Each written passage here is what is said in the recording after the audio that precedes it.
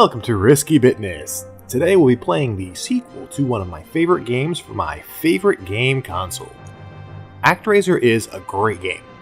It combines a very simple simulation mode with a challenging action mode, and it was very successful. It sold about 680,000 copies worldwide. However, the sequel, Actraiser 2, was significantly less successful. It only sold 180,000 copies worldwide. That's 500,000 copies fewer than its predecessor. The reasons why are about to become very obvious. This game is hard. Brutally hard. I don't want to say that Actraiser 2 isn't a good game. It's a great game in almost every way, except for the punishing and unforgiving level of sadistic difficulty. I've talked before about the difference between good difficulty and bad difficulty in games.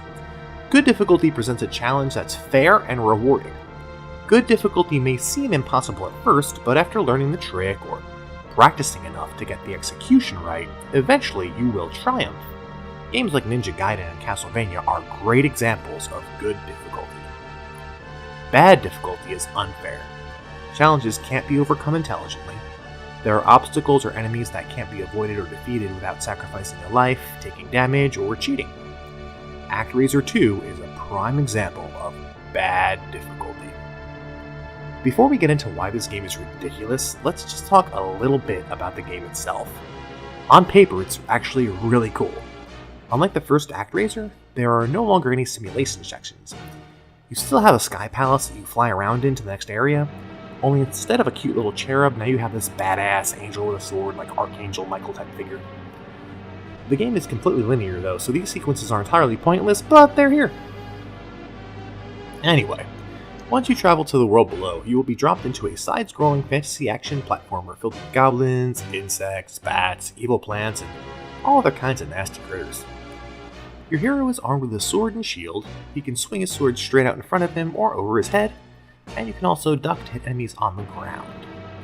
The hero holds out his shield in front of him at all times, so as long as you do nothing, any attack coming at you from the front will be blocked. However, you can also raise or lower the shield to deflect other projectiles. It's cool seeing a shield utilized in this way in an action game. It's kind of like how a warrior would actually really use a shield. A more interesting, unique element in this game is that your hero has wings. So in addition to jumping and double jumping, your hero can glide on his wings and slowly lower himself down to earth. He can swing his sword while in flight to attack enemies while in the air, but the glide can be really difficult to control. Magic can be performed by holding down the attack button, and different spells will be cast depending upon what you're doing. For example, if you're crouching, jumping, or gliding, you'll be doing a different spell. It all sounds really cool, and the game has great graphics, great sound, really good music.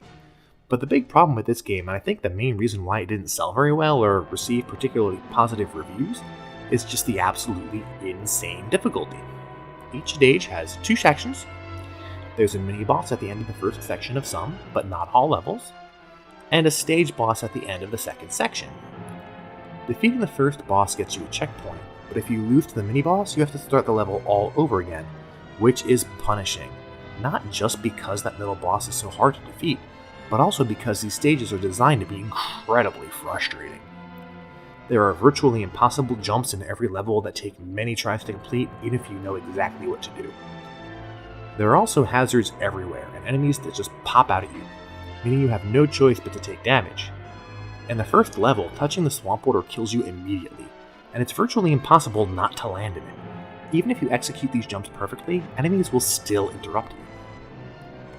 There's even this jump in level 1-2 where if you miss, the enemies below will respawn, and you land right on top of them. It also has a waterfall full of enemies that you can't hit, but they can hit you. It's ridiculous. There are 7 levels in this game. It is absolutely absurd. Yes, you can set the difficulty to easy, which makes enemies do less damage and die more quickly, but this barely makes a difference. The game is still absolutely soul-crushingly difficult. From what I gather, it seems like you do the stages in whatever order you want, but there's a specific order in which you're supposed to do them, but if I'm wrong about that, correct me in the comments. I can't even get past level 1-2 without using cheats or save state manipulation. Luckily, there is a password feature which allows you to go to any stage in the game, so you can just kind of see how insane this game really gets.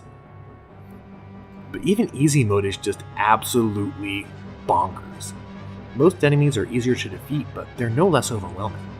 You're still forced to take damage all the time, and you don't get your magic points back when you lose a life. Even on easy mode, the boss of stage 1-2 is practically impossible to beat. And maybe I'm wrong. Maybe this game is just the ultimate challenge of 2D action platforming, and mastery of the gliding technique is part of overcoming the challenge, but it just seems unfair and laid out to screw the player over in every possible way. But what do you think? Let me know in the comments down below. The worst part of this whole deal is that I really actually like this game. It looks great, the music is fantastic, it plays really nicely, it's just way too hard. The game is so frustrating, in fact, that I couldn't make it past stage 3-1. I just gave up. I just didn't want to try anymore. That's why I think Actraiser 2 is the hardest game on the SNES. But what do you think? Let me know in the comments below. Thank you again for watching, and don't forget to like, comment, subscribe, and check out the description for affiliate links to some excellent products to help support the channel. I cover all kinds of vintage retro games, going back from the 8-bit era forward. So if you're interested in old video games, then give me a follow, and I'll have a lot more cool stuff coming. Until next time, game over.